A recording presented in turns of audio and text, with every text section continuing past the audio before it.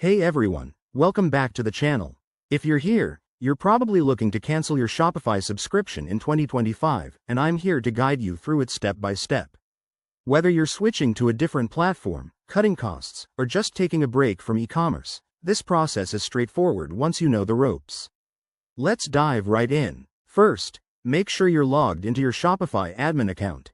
Head over to shopify.com, enter your email and password, and get to your dashboard. This is crucial because you can't cancel from anywhere else. Once you're in, look for the settings icon.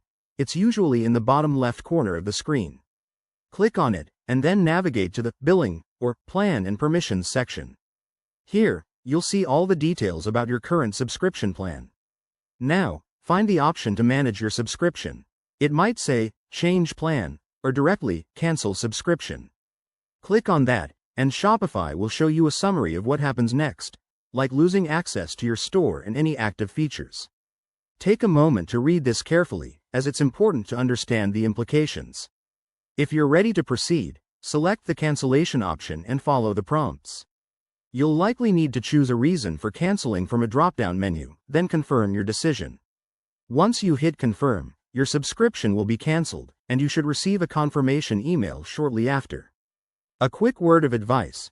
Before you cancel, export any important data from your store, like customer lists or order history, to avoid losing it forever. Also, check for any prorated refunds or outstanding charges. Shopify might handle these based on your billing cycle. And that's it. You've successfully canceled your Shopify subscription for 2025. If you found this helpful, hit that like button, subscribe for more business tips, and drop any questions in the comments. Thanks for watching, and see you in the next video.